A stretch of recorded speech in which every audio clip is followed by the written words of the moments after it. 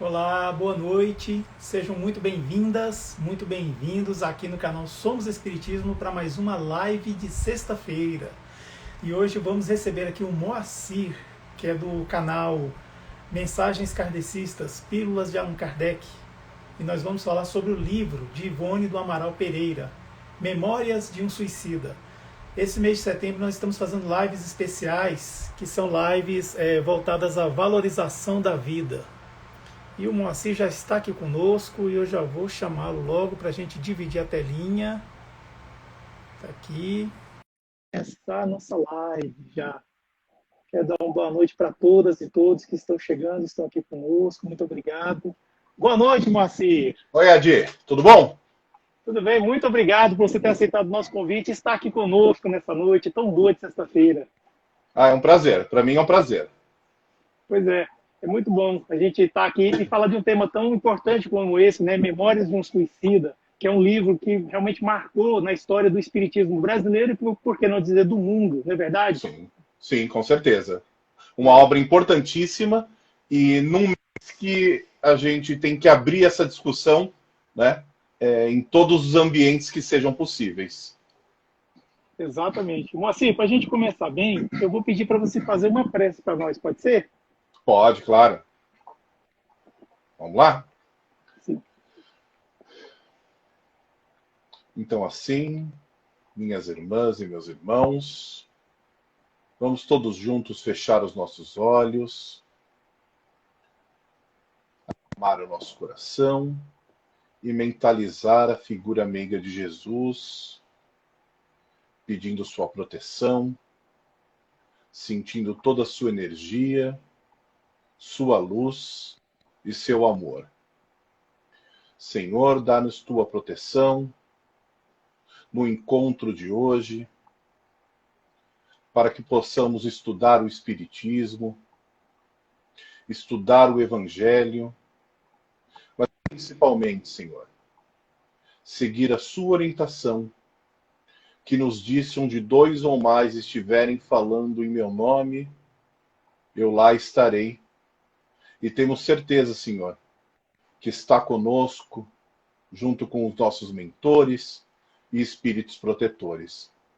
Que a gente possa ter uma excelente noite, cheia de aprendizado, mas principalmente, como objetivo único, que possamos tocar os corações de todos aqueles que sofrem, de todos aqueles que procuram o bálsamo do amor de Jesus, para acalmar os seus corações.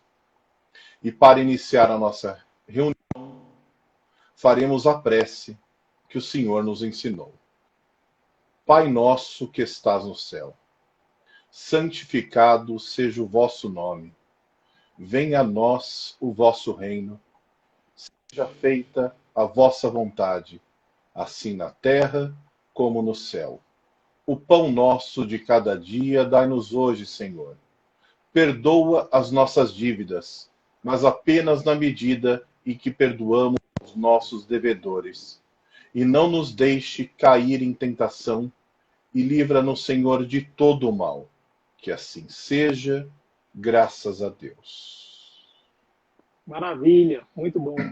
Moacir, eu queria pedir para as pessoas que estão aqui conosco, que se puderem, tocar aqui nesse aviãozinho que está aqui do lado e chamar os amigos, os companheiros, ou aquelas pessoas que acham que poderia ser importante ver essa live para estar aqui conosco. E quem não segue ainda, segue o Mensagens Kardecistas, Pílulas de Allan Kardec, que é desse rapaz aqui maravilhoso, o Moacir. E também quem puder, siga o canal Somos Espiritismo, aqui no Instagram, YouTube e Facebook. Moacir, eu sei que muitas pessoas te conhecem, mas há aqueles que não conhecem. Você poderia contar um pouquinho da sua história, sobre a sua relação com a doutrina espírita? Você nasceu espírita, você se tornou espírita, quando se deu isso? E fala um pouco do canal também, quando foi criado, os objetivos, as realizações, por favor. Claro.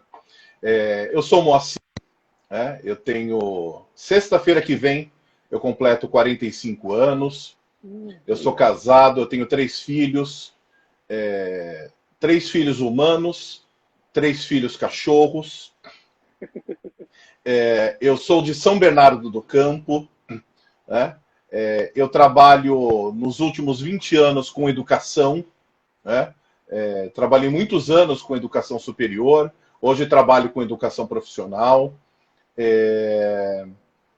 O que mais? Eu não nasci espírita, né?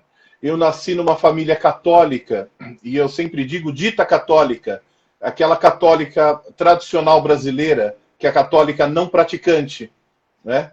Que diz que é católico, mas não frequenta a missa, não frequenta a igreja, não, né? Não lê a Bíblia. E fui crescendo. E eu lembro que eu ganhei aos 14 anos do meu pai, e eu não sei qual que era o contato dele também na época com o Espiritismo, o meu primeiro evangelho segundo o Espiritismo. E ficou nisso, né? Quando me perguntavam, eu me dizia espírita, mas era basicamente isso. A coisa começou a mudar quando eu conheci a minha esposa, né? Conheci minha namorada, que é minha esposa hoje. Isso faz 24 anos. E ela é de uma família tradicional espírita praticante, né? Desde o bisavô dela, quando veio da Itália, já veio espírita, né? Então, uma família muito tradicional aqui da região de São Bernardo e espírita. Para você ter uma ideia, o pai dela, o meu sogro, ele chama Allan Kardec. O irmão dela, André Luiz. A irmã Alcione, e por aí vai, né? É uma família bem espírita. E aí, eu comecei a frequentar o centro com ela, né? E aí fui gostando, e em determinado ponto da minha vida, que isso deve ser 6, 7 anos atrás, eu comecei a fazer cursos no centro que eu frequento, né? No segundo ano de curso, eu já fiz o curso de passe e já comecei a trabalhar aplicando passe. Sou tarefeiro da Casa Espírita até hoje, e aí só aumentou, né? Então, assim, antes era só frequentar, né, a Casa Espírita uma vez por semana.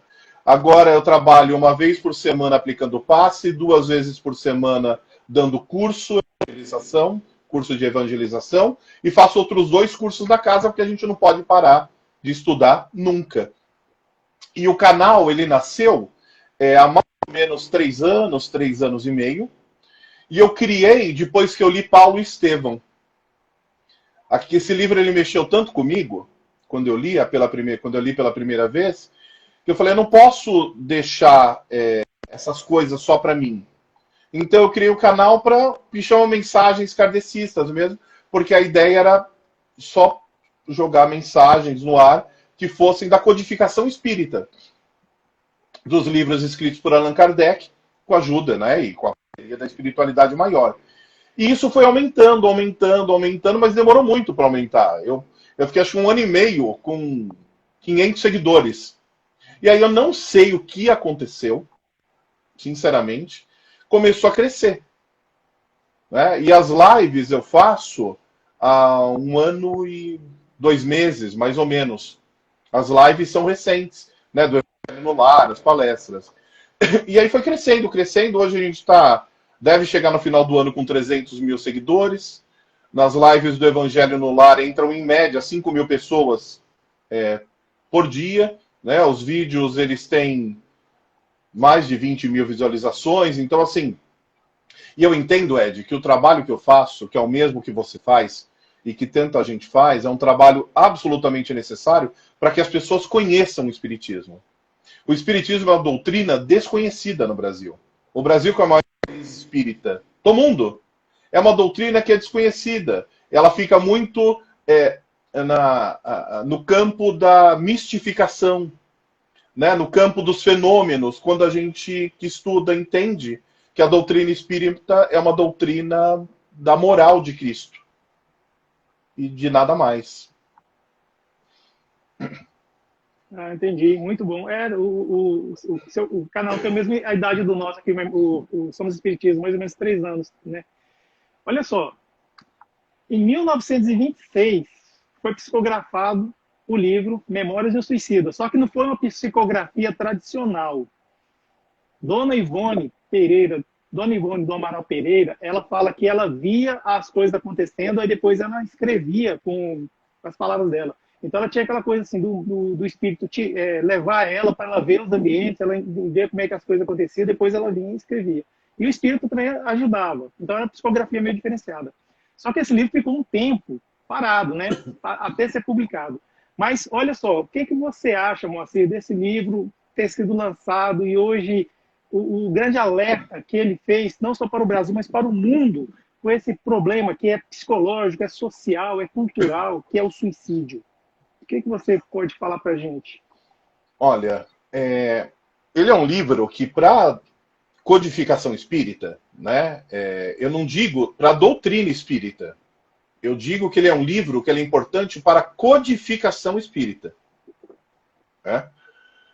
Porque ele é o primeiro relato, né, da história que nos trouxe como que é a vida no mundo espiritual.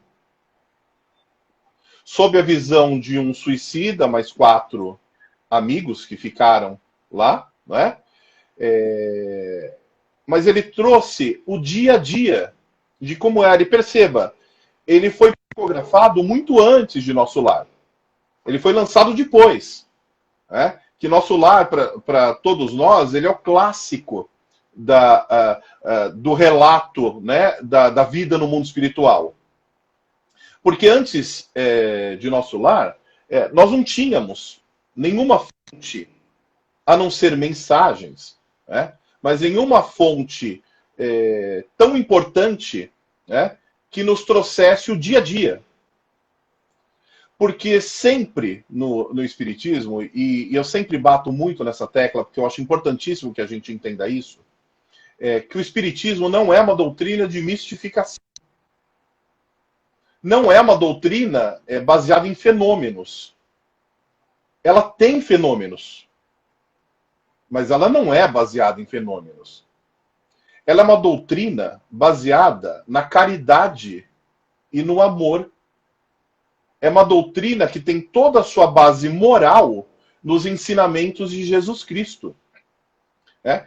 E os primeiros livros da codificação espírita, o Livro dos Espíritos, depois o Livro dos Médiuns, o Evangelho segundo o Espiritismo, eles são quase que guias de como proceder. Você tem um guia muito claro de instrução, que é o Livro dos Espíritos. Você tem um guia, que é um manual de como a gente deve fazer a mediação entre o nosso plano e outros, que é o Livro dos Médiuns. E você tem um guia moral, que é o Evangelho segundo o Espiritismo. Mas ainda num tom muito professoral. Muito de cartilha, quase, né? Didático. Quando vem o Memórias de um Suicida, ele vem como um relato do dia a dia. Então, ele desmistifica o plano, vamos chamar de plano espiritual para ficar mais simples, né? Mas ele desmistifica o plano espiritual como algo do nosso dia a dia. Como algo que está acontecendo agora. Qual a diferença entre o nosso plano e o plano espiritual? Né? Chamando de plano espiritual, entre aspas. Outra dimensão, qual que é a diferença? A diferença é a sutilidade da matéria. A condição moral das pessoas que lá habitam. Né? São essas diferenças. Mas a interação, o progresso moral que a gente vai ter que continuar buscando, né? O nosso desenvolvimento pessoal, o desenvolvimento de novas competências, né? Isso vai continuar. Não tem como a gente... porque tem uma impressão, a gente tem essa impressão, né? Que desencarnou? Então agora foi para um lugar melhor. Quem disse? Quem disse? A pessoa vai do mesmo jeito que está. É a mesma pessoa. Né? Ela deixa esse corpo aqui e vai com o perispírito. Mas vai a mesma pessoa. E se ela não está em paz dentro dela, não importa o que está em volta, ela não está em paz. E o Memórias de um Suicida, ele vem trazer isso. Ele vem trazer esse relato, nos mostrando que a vida não acaba aqui. E que todos os nossos atos têm consequências. E que a pessoa que busca o suicídio como uma alternativa a cessar as suas dores, a deixar os problemas, ela só agrava. Porque ela vai continuar com a mesma dor, ela vai continuar com os mesmos problemas e outros, porque os problemas nunca estão em volta, eles estão aqui. Né? Com os mesmos problemas de outros, e pior, porque ela vai estar numa região que ela não conhece, com pessoas que talvez e provavelmente ela não gostaria de estar em companhia. Então piora, não melhora, piora. Não ajuda, piora. Né? Não vai cessar o seu sofrimento. Muito pelo contrário, vai aumentar o seu sofrimento, vai aumentar a sua dor. E você, ao invés... Eu sempre dou um exemplo no suicídio, que eu acho que fica muito claro para as pessoas. É aquela pessoa que ela está muito endividada. Muito endividada. Aí ela tem dívida no cartão, ela tem dívida na hipoteca da casa, ela tem dívida nas contas do dia a dia, ela tem dívida no mercado, ela tem dívida em tudo quanto é lugar. E aí, ao invés dela olhar para tudo isso e falar, bom, eu vou começar a negociar com todo mundo, eu vou reorganizar o meu orçamento, eu vou ver onde eu posso gerar mais receita, eu vou ver onde eu posso cortar os meus custos para sanar. Não, sabe o que ela faz? Ela faz um novo crediário.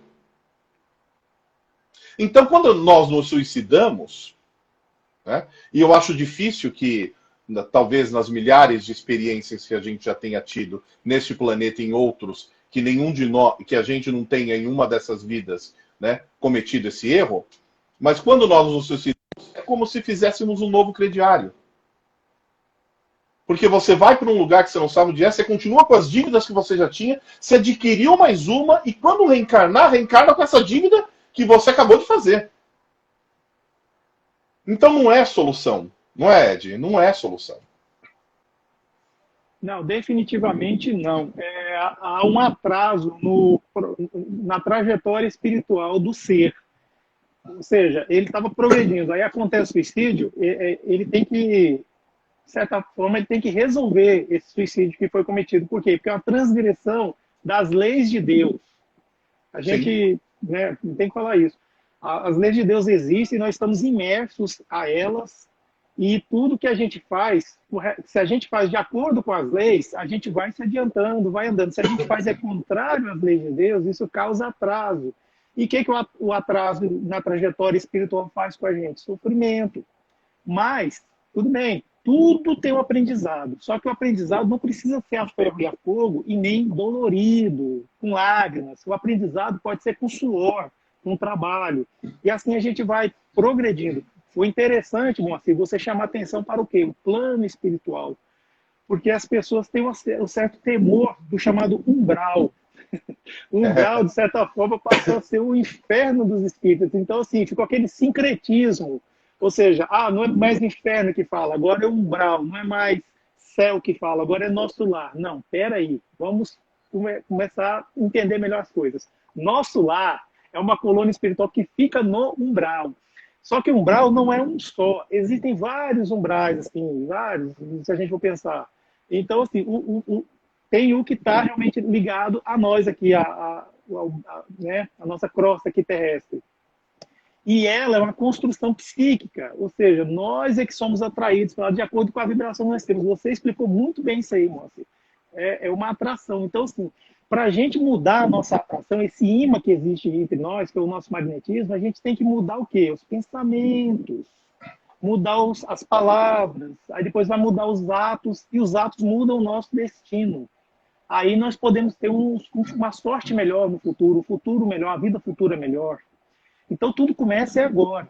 A gente mudando o quê? Os padrões de pensamento, as monoideias, aquela ideia fixa em fazer alguma coisa. Cuidado com isso, é muito perigoso. Isso é uma porta aberta, ou pelo menos uma fresta aberta para processos obsessivos terríveis, que podem culminar, no pior dos cenários, a gente tirar a nossa própria vida. Seja de uma forma direta ou indireta. Pois existe, né, Moacir?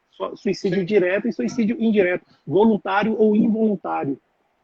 Não é verdade? Sim, e assim, as pessoas têm que tomar muito cuidado, porque essas ideias, né, elas não vão chegar no português claro, dando uma paulada na nossa cabeça. Né? Elas vão chegar de maneira muito sutil, né?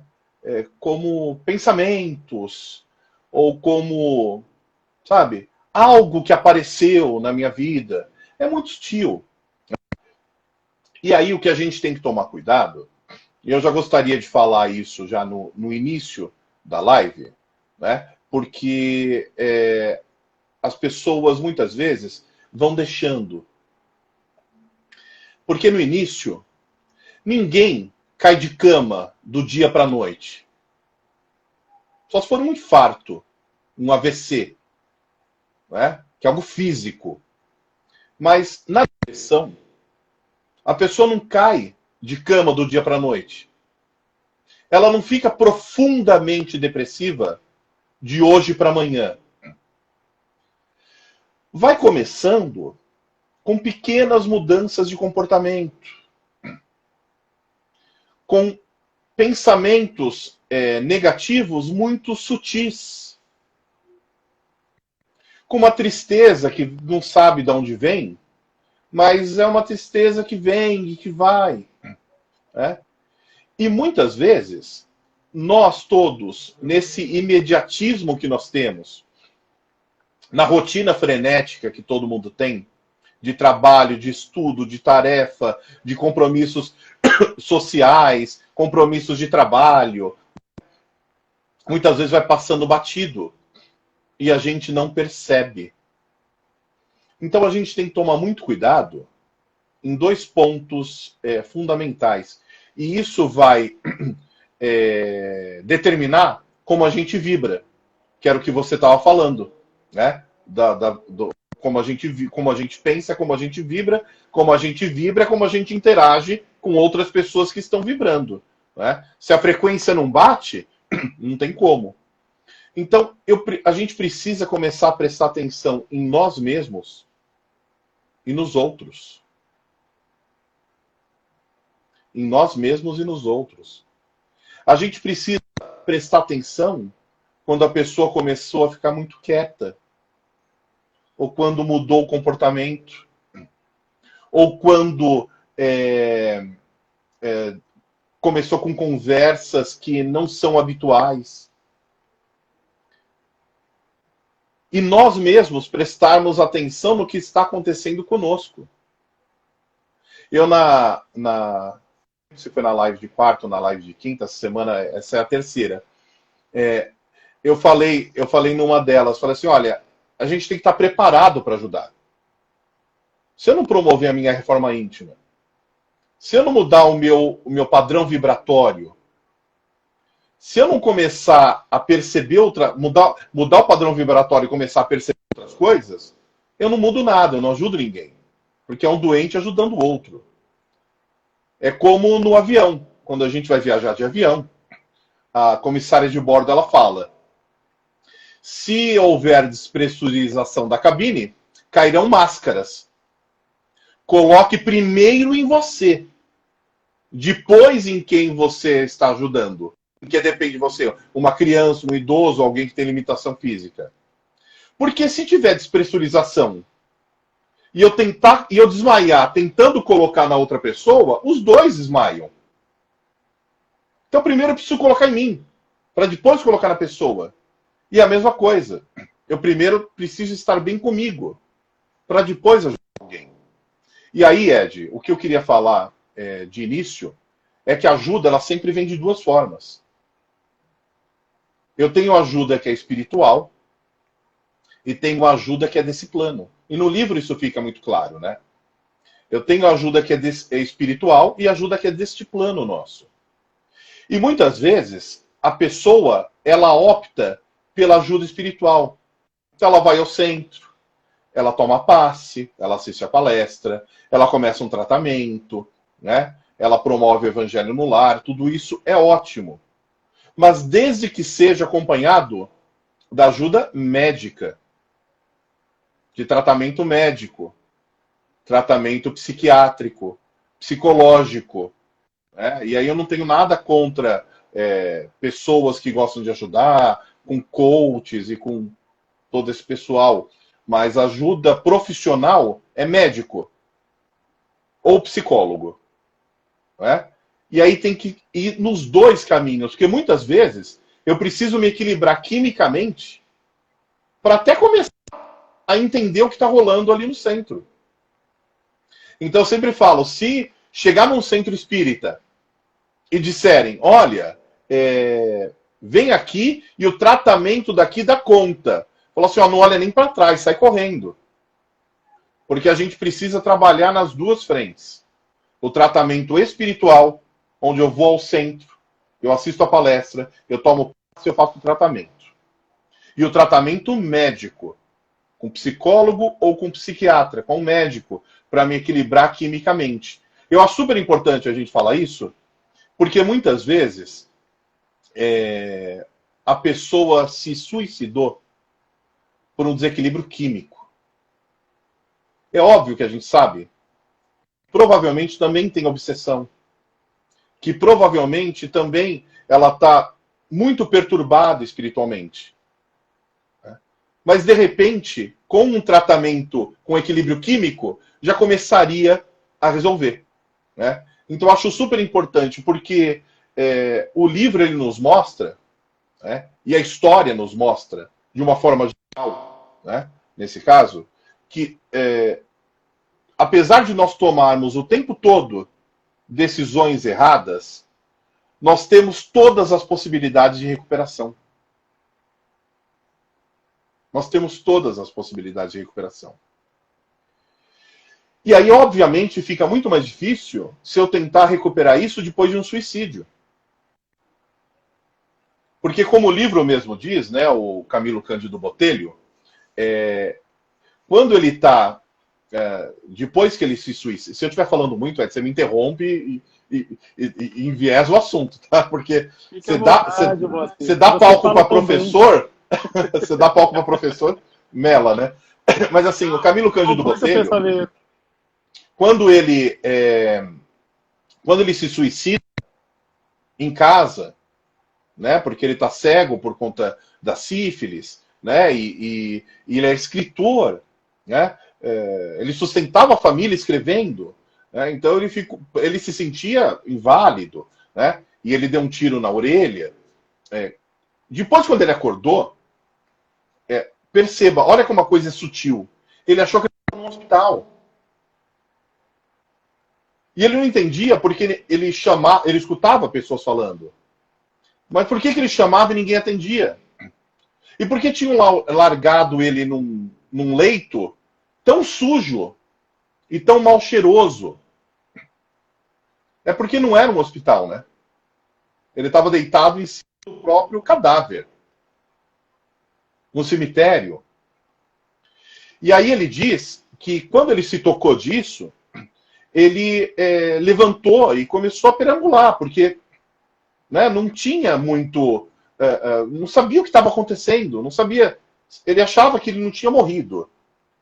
Ele é desencarnado, ele achava que ele tinha tentado o suicídio e estava se recuperando. E aí ele conta, olha como é a vibração.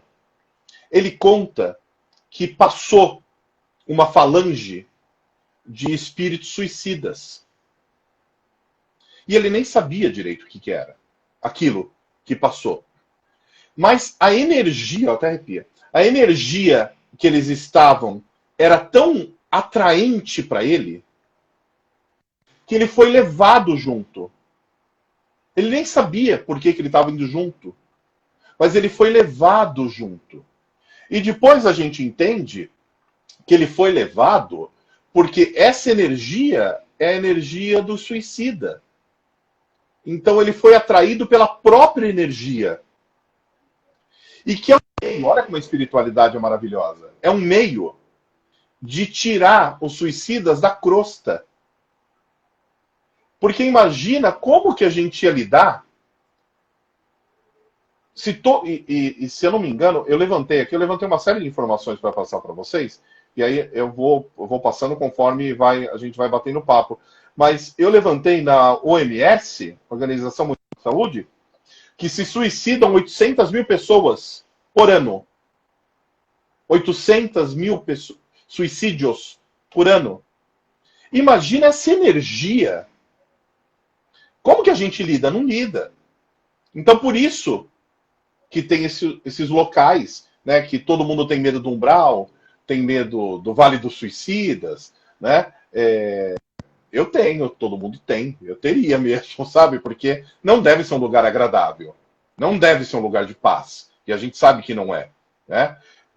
Mas para ver o tanto que a gente agrava a situação e o tanto que a gente perde a oportunidade, como encarnados, de evoluir aqui. Emmanuel diz que toda encarnação é como se fosse um atalho na evolução. A gente evolui na erraticidade quando estamos desencarnados? Lógico, obviamente. Você estuda, você trabalha. O Camilo Cândido Botelho, ele estudou por 50 anos em universidades para reencarnar depois que ele foi recolhido, né? Mas é aqui. E nós perdemos a oportunidade, quando nos suicidamos, de tomar esse atalho.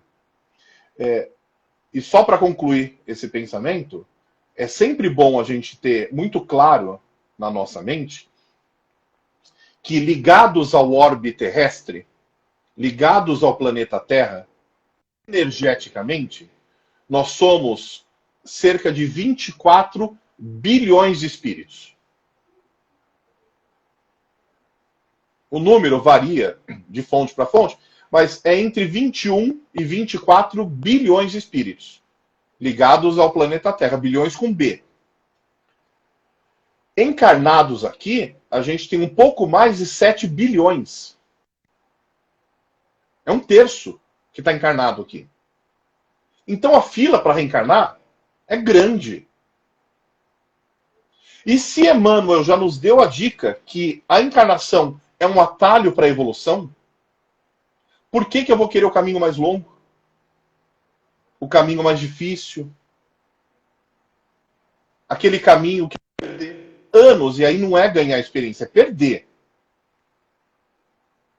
Se você está lá prostrado no umbral, até depurar toda aquela energia de suicida, é perder a oportunidade, não é ganhar.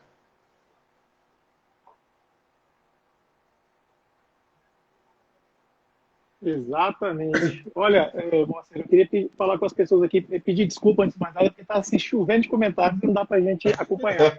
Mas tem uma função aqui que é só para perguntas. Quem quiser mandar perguntas, clica aqui nesse balãozinho com um ponto de interrogação. A professora... Só posso te interromper só um minutinho? A Cleide aqui, a Cleide, ela está falando assim, ó, o suicida deu uma devastidão na família. Sim. Né? E dentre esses dados que eu peguei da OMS, tem um estudo, uma pesquisa da Organização Mundial de Saúde, que diz que para cada 135, para cada suicida, ele deixa 135 pessoas adjacentes impactadas. 135 pessoas adjacentes, esse estudo. O que significa que se a gente tem, em média, 800 mil pessoas se suicidando todos os anos, significa que são 108 milhões de pessoas impactadas pelo suicídio no planeta. E arrebenta a família. Arrebenta, porque a gente sempre vai se culpar, né? Como que a gente pode conceber um filho se suicidando? A gente sempre vai se sentir culpado. Desculpa te interromper, Ed. Não, fica à vontade. Realmente é uma estatística muito terrível, mas é uma realidade. É bom nós sabermos disso. Eu queria só ler o comentário da professora Vilma Cruz. Ela está dizendo aqui que ela está com um filho sofrendo de depressão e traz palavras de desistência. O que poderia fazer para ajudá-lo, né? Ele está com psicólogo e psiquiatra, mas não progride muito, não quer trabalhar nem estudar. Olha só, muita paciência nesse momento. A parte material está sendo cuidada.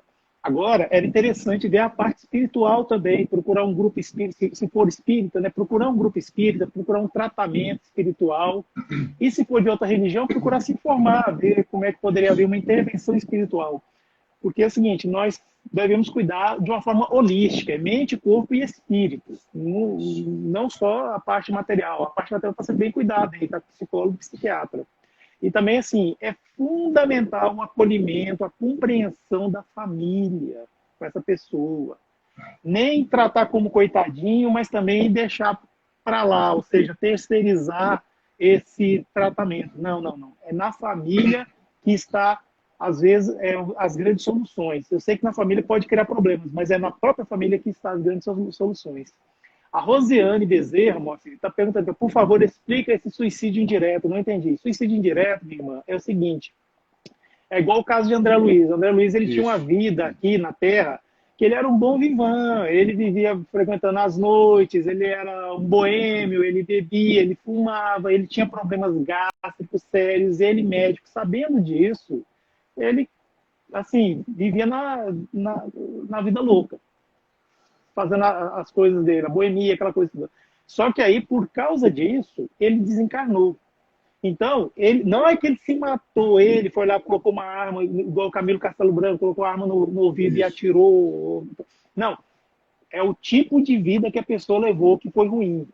Uma pessoa, por exemplo, nessa pandemia, que tem comorbidade, mas se associa a essas ideologias negacionistas, provavelmente vai se desencarnar, vai chegar no mundo espiritual como um suicídio indireto também. Então, assim, a pessoa ela tem consciência da sua situação e ela continua tendo uma postura, uma vivência assim, que vai de encontro à saúde, ou seja, de encontro para chocar, ela muitas das vezes é tida lá no mundo espiritual como um suicida. Assim acontece com os toxicômanos, assim acontece com as pessoas que têm vidas desregradas e por aí vai. BCN 2907 aqui, ó. Um louco que suicida, ele também vai para o umbral? Porque louco não sabe o que faz. Olha, louco não, vamos pegar leve, são nossos irmãos, são filhos de Deus, igual a gente. Nós não sabemos o contexto que a pessoa estava vivendo, as dores, o sofrimento, que muitas vezes eles nem falam. Aí acomete esse ato, volta para o mundo espiritual pelas portas tenebrosas do suicídio. Vamos apenas, assim, se a gente puder, separar um dia da semana para fazer uma prece para os suicidas, isso ajuda demais, isso ajuda.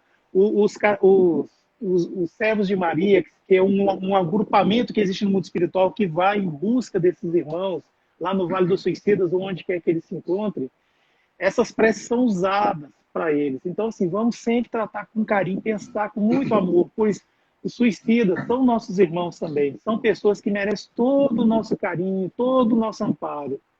Moacir, era isso. Você pode continuar aí falando, por favor. Não, eu quero comentar o que você disse e ponderações muito importantes, porque uma coisa assim, para falar no português é muito claro, sabe? Depressão não é frescura. E todos nós somos seres autônomos e diferentes. Não existe ninguém igual a ninguém. E pode ser que uma pessoa ela entre num processo depressivo, faça um tratamento muito rápido e melhore. E pode ser que outra pessoa ela passe uma encarnação inteira num processo depressivo, em tratamento. Porque nós, como espíritas, não podemos deixar de levar em consideração que o que nós estamos vivendo hoje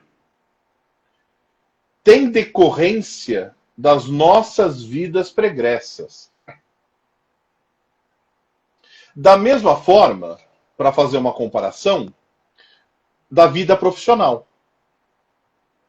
Quando você olha, por exemplo, alguém numa posição, sei lá, diretoria, numa empresa, quanto será que essa pessoa não trabalhou, não estudou, não se capacitou, não se dedicou para chegar nessa posição. Eu não estou falando que é fácil, eu estou falando que é possível, né? E a gente não vai falar aqui também de desigualdade, porque a gente sabe quem chega e quem não chega, porque, né, tem todas essas questões. E não é o foco da conversa. A gente pode marcar uma outra para falar disso. Mas assim, é porque ele veio trabalhando.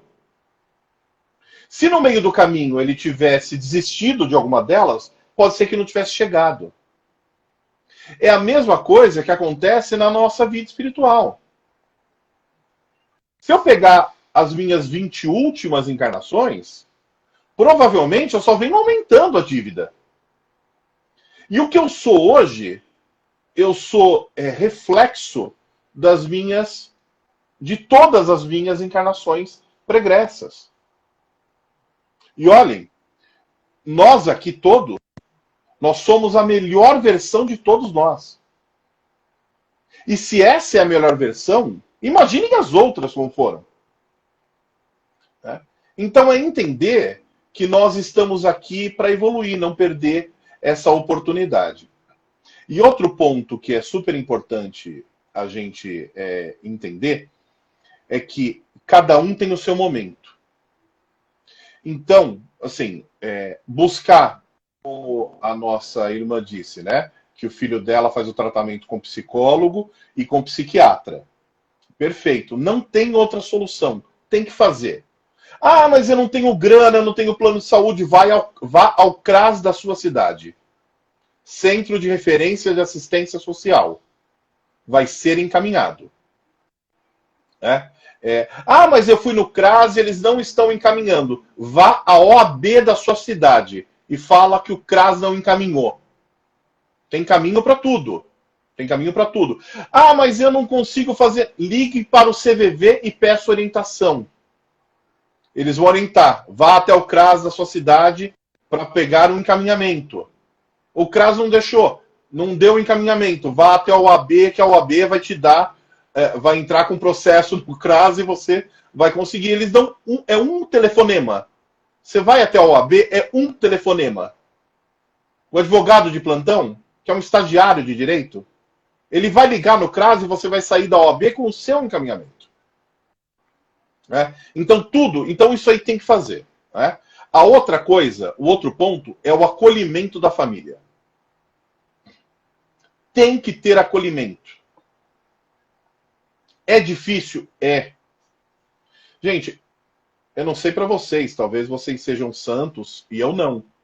Mas eu tenho dificuldade de conviver com quem é saudável. A gente tem dificuldade no trabalho, em casa, na família, no círculo social, de conviver com quem é saudável.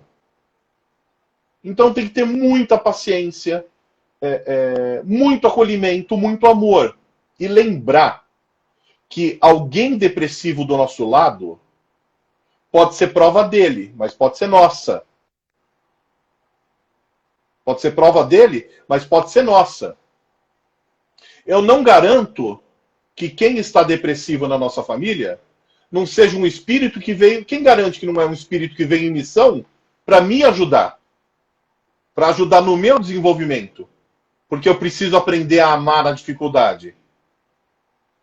Então a gente não sabe. E o terceiro ponto é que cada um tem o seu momento.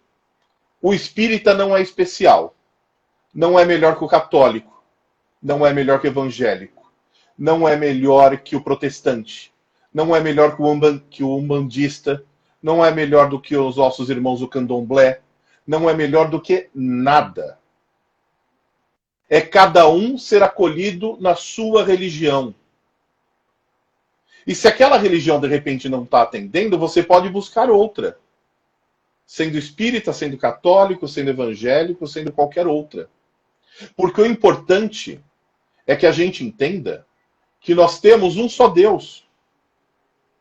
Jesus é o mesmo do protestante, do católico, do evangélico, do espírita, da umbanda, do candomblé e de tantas outras doutrinas. É o mesmo Jesus. A palavra de amor é a mesma. O propósito de caridade é o mesmo. E se Jesus, ele reencarnou aqui entre nós, como o espírito de maior hierarquia desse planeta, que já reencarnou, que já pôs o pé nesse planeta, se ele veio para servir e não para ser servido, eu acho que a lição já está aí. É deixar de lado o egoísmo, o orgulho, a vaidade, e servir. E quem de nós não dá showzinho porque como uma criança mimada, porque não fizeram o que a gente quer, ou do jeito que a gente quer, ou como a gente quer, ou como a gente concebe na nossa cabeça, porque a gente fica colocando na nossa cabeça que somos seres tão especiais, tão iluminados, que a pessoa que não segue o nosso exemplo, ela simplesmente não serve. E isso nós fazemos num grau geral com todos, e nós fazemos com quem tem depressão, ou com quem está triste. Porque todo mundo usa o atá, né? Fala assim, ele está depressivo, mas também usou droga a vida inteira. Ele está depressivo, mas também não trabalha, não quer progredir, mas também compreenda, ajude, acolha. Porque Jesus, ele compreendia, ele ajudava e ele acolhia, ele não julgava. Perfeito. Eu quero só registrar aqui mais uma participação aqui. Deixa eu ver. A Flávia Bina. Como agir quando a família não tem esse entendimento?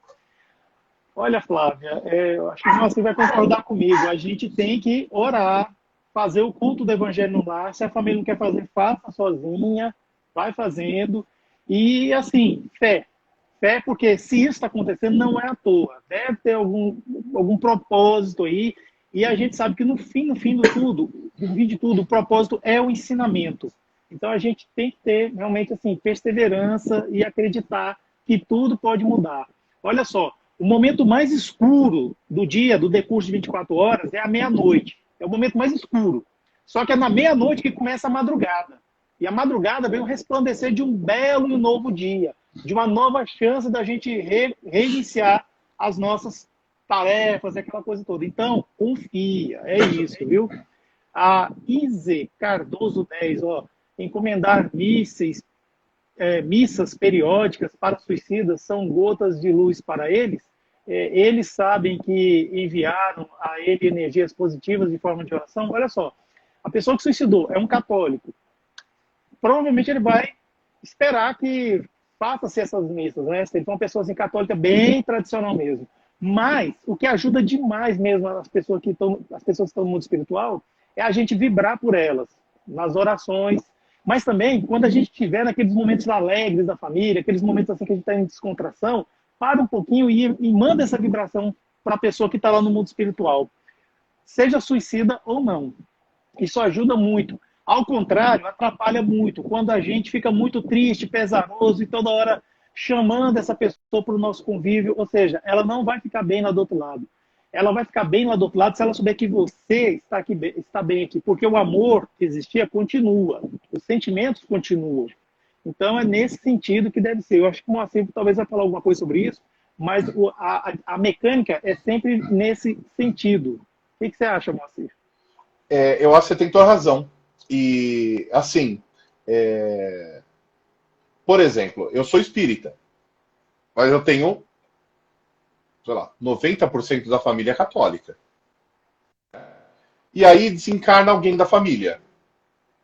Vocês acham que eu vou falar para a pessoa não mande rezar uma missa? Manda rezar a missa. Tem que mandar rezar. Porque você imagina aquela pessoa que desencarnou, ela recebendo a vibração de 100, 150 pessoas reunidas em prece, pensando nela, ela vai receber essa vibração. E isso funciona num culto evangélico, num culto espírita, num culto católico ou em qualquer outro. Né? E quando a família não aceita, eu acho que só tem uma solução que funciona. Além da gente promover o evangelho no lar, fazer preces constantes, mas só tem uma coisa que funciona, que é estudar. Estudar para compreender. Então, vamos usar como exemplo o nosso livro aqui, O Memórias de um Suicida. Vocês viram que a todo momento eu chamo ele de Camilo Cândido Botelho. E o Ed, ele chama de Camilo Castelo Branco. Porque eu simplesmente não consigo chamar de Camilo Castelo Branco. Porque eu li tanto tempo Camilo Cândido Botelho, que para mim fica o Camilo Cândido Botelho, que é o pseudônimo que a Dona Ivone utilizou para que ele não fosse reconhecido na psicografia. Né? Mas o nome dele é Camilo Ferreira Botelho Castelo Branco. É o nome completo dele. E vejam que interessante. Então vamos supor que, vou usar só como exemplo aleatório, que eu sou espírita e eu vou começar a estudar esse livro. E aí eu tenho na família alguém que é muito católico, evangélico, né? E muito ortodoxo, né? E que não aceita novas ideias. Aí eu começo a ler o livro e começo a comentar. Eu não vou tentar catequizar, porque catequizar é chato. Ninguém aguenta, né? Então eu vou comentar. Fala assim, você acredita que eu estou lendo um livro espírita? Isso é estratégia, tá, gente? Você acredita que eu estou lendo um livro espírita que chama Memórias de um Suicida? E que conta a história de uma pessoa que se suicidou, que chama Camilo Cândido Botelho, mas que eu descobri na internet que a vida da pessoa quando ela esteve encarnada. E o nome dela é Camilo Ferreira Botelho Castelo Branco. E foi um escritor português. E tudo que está no livro da pessoa que psicografou e não tinha condições, porque ele foi psicografado na década de 20 do século passado, não tinha condições de pesquisar quem era, de fato, ela psicografou e tem a vida dele, pública. Ele foi um dos maiores escritores portugueses do século XIX. Então tem. Aí a pessoa, não é possível. Fala, não, eu vou te mostrar. Aí mostra o texto do livro. Mostra na internet. Né? Tem gravura dele. Né? E aí começa a comentar. Eu não preciso chegar para a pessoa e falar assim, olha, porque a reencarnação, ela é isso, ela é aquilo. É chato. Né? A catequizar é chato. Fala assim, ó, você já viu Você estava rodando o Netflix esses dias? Né? Você já viu que tem um documentário sobre vida após a morte? Eu achei tão interessante, porque assim, dá a impressão que o espiritismo é tudo mistificação, sabe? Mas eles conseguiram provar cientificamente. Aí a pessoa, mas como? Provou cientificamente que uma pessoa é a reencarnação da outra? Provaram cientificamente. Topa assistir o primeiro episódio? Então vai assim, sabe? Devagar. Não precisa forçar, né? Convence. Conversa. E outra coisa, voltando aqui para o nosso assunto, suicídio é algo que deve ser conversado em família. Que deve ser conversado em família. Não pode ser um assunto tabu, que a gente fala baixinho pelos cantos. Tem que conversar com os filhos, com os parentes, com os amigos, abertamente, como se fosse, e como é, o assunto mais comum do mundo. Quando a gente começa a colocar tabus na nossa família, então eu não falo sobre suicídio, mas eu também não falo sobre sexo, eu não falo sobre identidade de gênero, porque isso é coisa dos outros. Imagina que na minha casa vai acontecer uma desgraça dessa, não falam assim? com esse nível de intolerância, de preconceito, de raiva, de ódio, né? Então, assim, converse, abra o diálogo. O suicídio, ele deve ser debatido no Evangelho no lar. Ele deve ser entendido. A repercussão na vida da pessoa. Porque quem acompanha minhas lives sabe que eu falo isso todas as lives. Todas, não importa o assunto. Que aquela máxima do Espiritismo, que existe vida após a morte, ela está errada. Ela está errada. Não existe vida após a morte. Eu repito, não existe vida após a morte. O que existe é vida. Em alguns momentos estaremos encarnados, em outros desencarnados.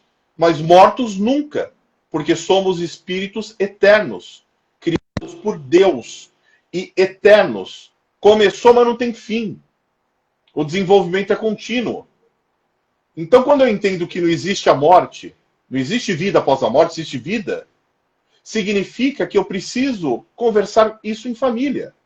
Porque é difícil a pessoa que entenda isso optar pelo suicídio. Porque ela sabe que ela vai piorar a situação.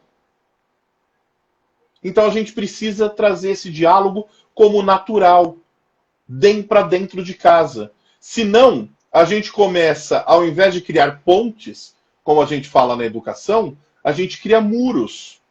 E chega uma hora que esse muro ele é tão alto que a gente não pula mais.